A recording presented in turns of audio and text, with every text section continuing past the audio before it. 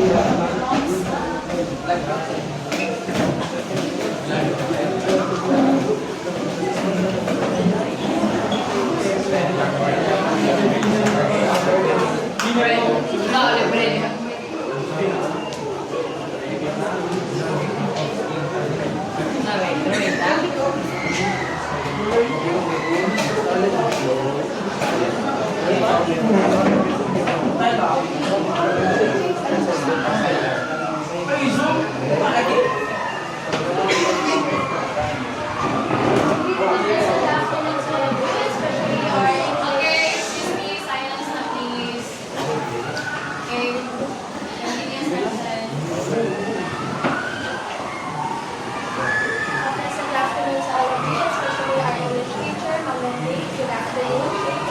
today, we're going to discuss in Group 1. So the problem that we choose is all about disparities in school discipline. So what is disparities? Another term of disparities and inequalities in school discipline is why is this a problem? One of the problems in our school or even the other school.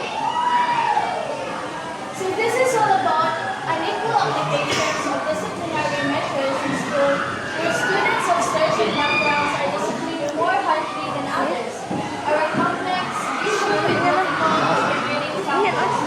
So from the word discipline more harshly than others, we have an already applied to our mind.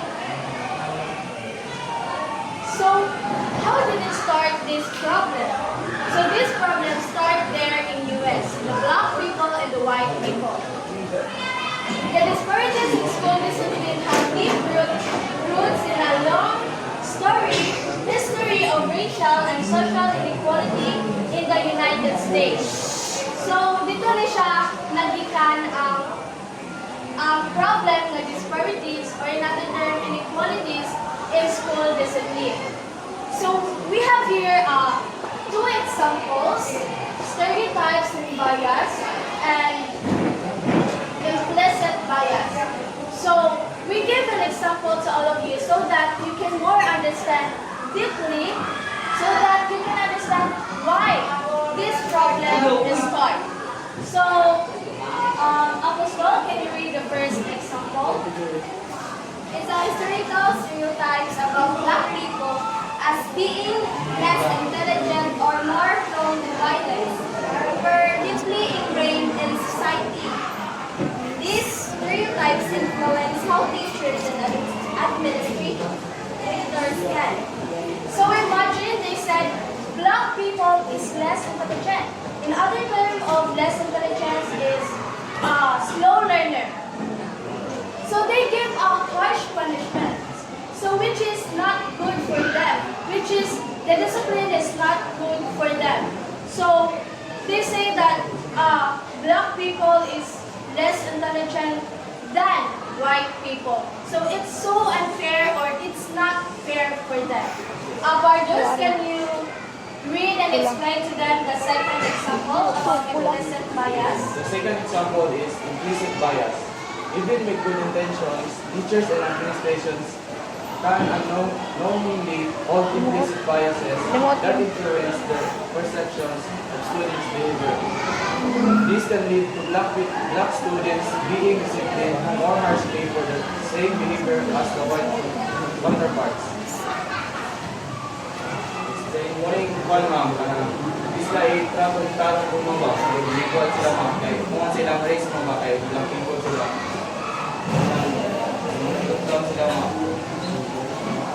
So the reasons we have this kind of problem is about disparities in school discipline. It's because of unconscious biases held by educators that influence the perceptions of students' behavior, leading to harsher discipline for students of color or those from low-income backgrounds. So from the word biases, we have we know biases, right? We know bias. So they said that low-income backgrounds, or they said that from example number 1, black people is less intelligent. That's why they give more harshly punishments, that's why we call a problem. It's because it's not good for the students. So we need a solutions, or we need the ways to this problem that will be gone to all school, because it's not good for the students. So we have here a 5 solution. Oh, I must say 5 some effective solutions rather. First, we have provide culturally responsive teaching. So if we say provide culturally responsive teaching, teachers should be trained this ilaha. Should be trained in culturally responsive teaching practices that acknowledge and value the diverse backgrounds and experiences of their students. So teachers should be trained the students, because we don't know, that's why they are less intelligent, or that's why they are slow learner, because we don't know their backgrounds, we don't know their past experience. That's why they affect the mind of the students. So that's the responsibility of teachers. So second, can you read and explain, Bartos, the second solution? Second, train staff or implicit bias. Provide training teachers and administrators on implicit bias and how it can influence their interactions with students. This training should focus on recognizing and mitigating bias in their decision making. So,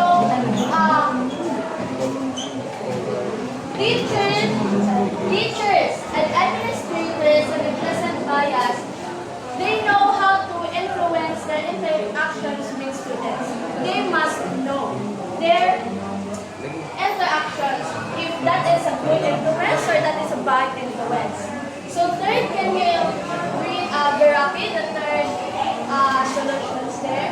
Increase access to resources. Ensure that all students have access such as mental health services, tutoring, and technology to address academic and behavioral challenges. Okay, the point is here, so the students that less intelligent or slow learner, it can have ways also. They can have tutors, so that their academic and behavioral challenges must kanang makuan siya ba, kanang ma-improve ang ilahang kuan, kanang ilang academic mind. So kanang kuan jud dili ra gid siya dapat kanang hatagan og discipline which is bad discipline, which is teachers should give a good discipline to students, because that can cause their mind of the students. That's why it can have ways. It can be tutored, it can be kanang paano ba tudluan og tutukan jud ang estudyante para kanang ma-improve po ng iyang mind. Fourth, can you read Calvin, the fourth example? And this is social-emotional learning says self-programs help students develop self-awareness, self-management, social awareness, relationship skills, and responsible decision-making. So, it's not all about academic mind. It's about also, dili lang baya ka ng kuan gani, kung ang estudyante kay kanang kuan lang sa academic yun kay more ma-pressure na ang estudyante. So, dapat po, naay self-awareness, naay self-management, social awareness, relationship skills, and responsible decision making. So they must have like that of the students. So lastly, this is the very most important of the solutions. Mao jud ang makaingon ko mao jud ang pinaka-effective na solutions. The build relationships. It's because why? If strong relationships between the the teachers, even the administrators, and of course the students, one Jud, magkasinabtanay gid sila. They can more understand their backgrounds, their experiences. Dili mura kumbaga dihay jud ang kanang bad discipline or disparities or equalities or unfair kay kabalo man sila kung sa batasan sa matagusan nila. Foster strong relationships between teachers, administrators, and students. This can reduce the likelihood of disciplinary issues. So, maon jud niya ang pinaka, I can say, the most effective solutions that I'm writing here. But overall, I asked them last day, I asked Luwage and Bardos that what is the ways or what is the possible solutions here of our problem that we tackled today. They said, we think none. Why? It's because of, it depends of the commitment. It depends of the willingness. Kung kaya ba jud kanang niya disiplinado ng isa ka estudyante nga mataro.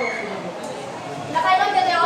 Addressing disparities in school discipline requires a commitment to systemic change and a willingness to challenge long-standing practices.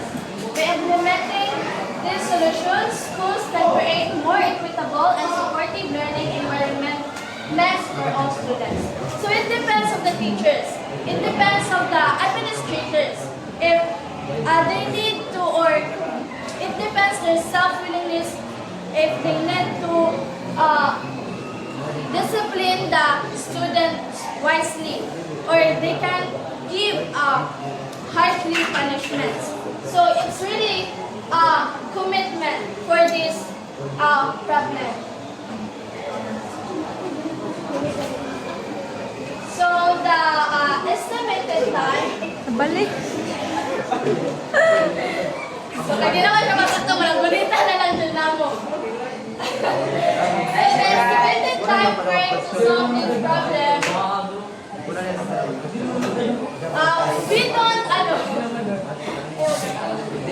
We don't put exactly estimated time frame. You know why? Kung sa ako pag-iwan ganiha, it depends of the willingness of the self, or it depends of the commitment on how he or she treats the students. So this problem is so difficult to estimate. Yes, kanidyo lang ako gikadugayan sa pagsulat kay pila man oy naagid siya, we can estimate this problem man. We can put a time frame. But for us, we think it's not necessary to write a time frame here. It's because because unfortunately there is no magic solution. Yes, dili na diha dayon makadisiplina kagtarong sa estudyante. Dili diha dayon nga, well, I can give a good discipline. Pero kanang kinahanglan pa siya improvement. So, or quick fix. A sustained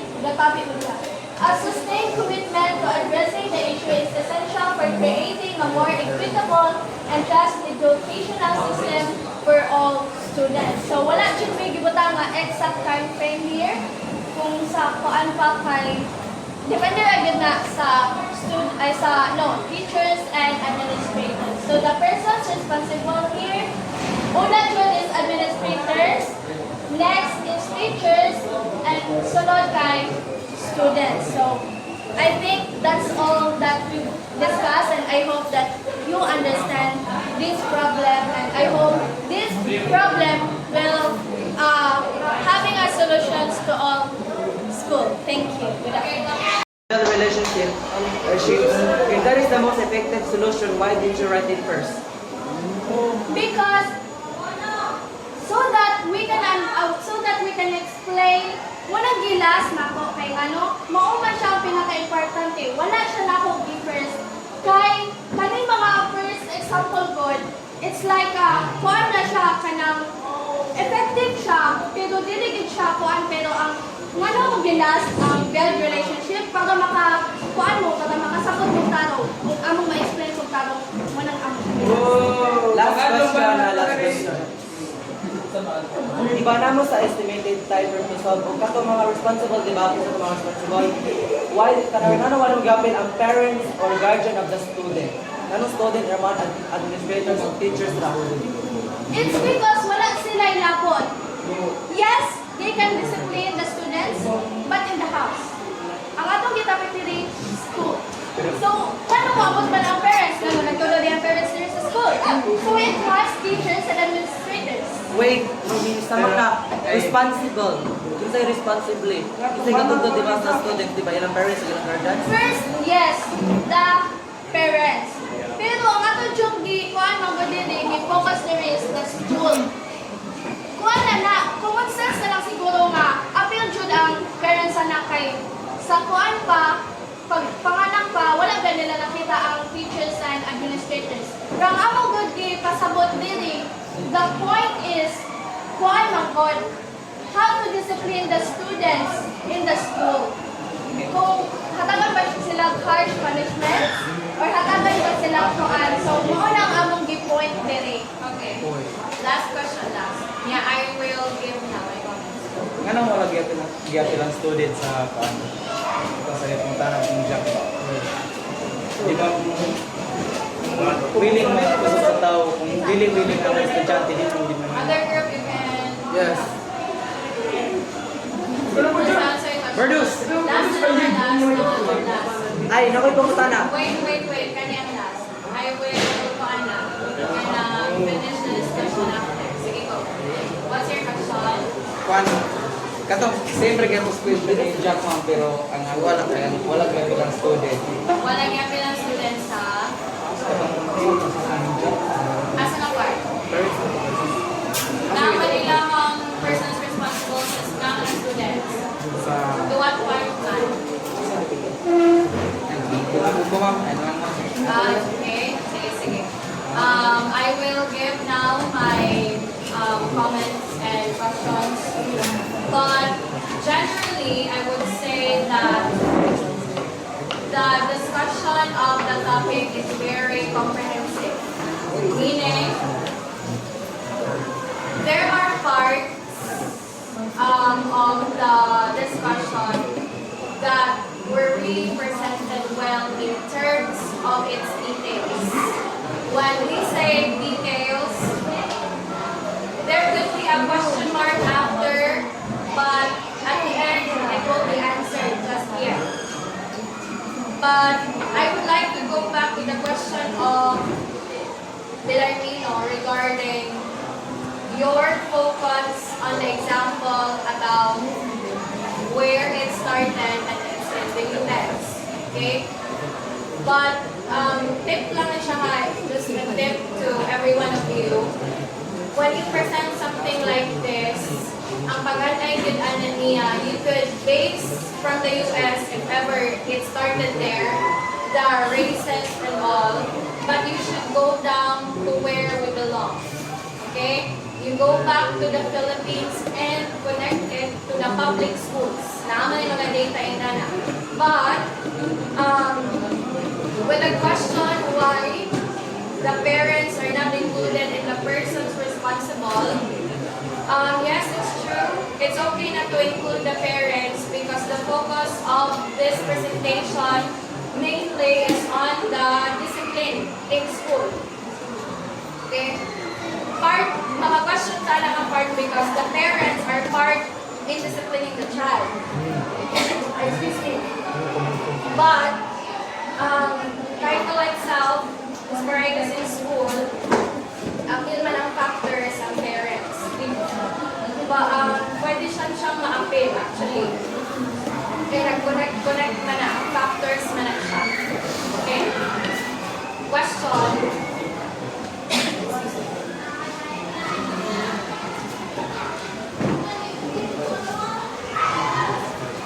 Can you give me a scenario in school that your title citizenship.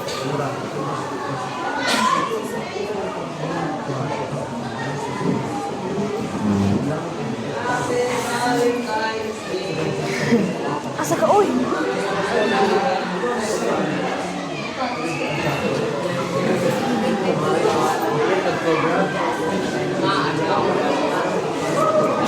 Again, one problem or issue in school that disparities in school discipline is evident or is seen.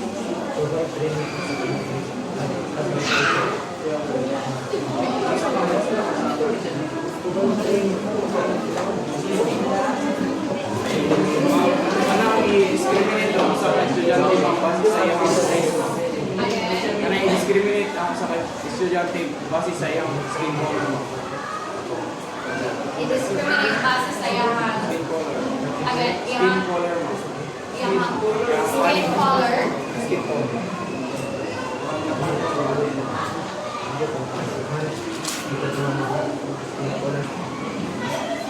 When we talk about skin color, discrimination, so that's bullying already. And what do you think can the school do with situations like that? Kanang ilang respeto ko na lang po ba? Again, Respeto ko na lang po dapat sa pagsagot. Wala yung mga Uy, maingon niya ako. Sige lang ko naman kayo. Di mo makabuksa sa mga tao na respeto ko na kanya. Nawala ko. Maingon ka na pwede respeto ko siya. Pero hindi niya mo mapubos na respeto ko siya. okay. Earlier during your discussion in the last part, addressing disparities in school discipline requires commitment, and it was focused on the administrators and the teachers. Is it not bias on the part of the teachers and the administrators that they will be the ones who will be committed enough in disciplining the students? Did you not see the lack or the part of the student in doing so? Para ninyo, ang naarabay kuwang sa pagdisiplina is ang teachers and administrators raba. Do we not see the wrongness or the issue about the students in case? So now by students, what would be the solution then? Since you focused kanina that teachers and the administrators must be at all times committed in disciplining the students. But what happens if the teacher and the administrators would say that sometimes it's not the teachers nor the administrators' fault in disciplining? The very first problem is the student himself. Estudyante na rin mag-adjust lang para So what could be the proper solution to that?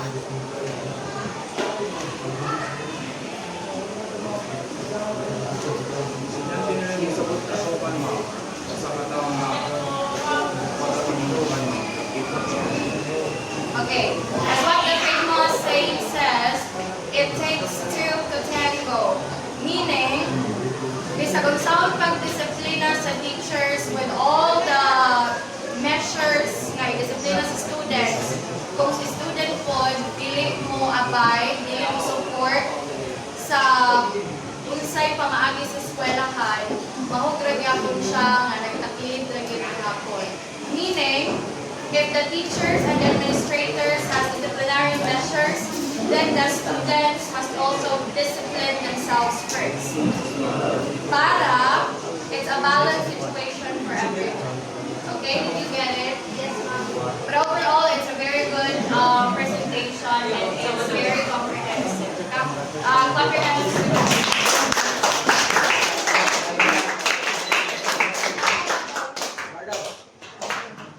Okay, so the next two groups will be on Monday na lang. Yes, ang big po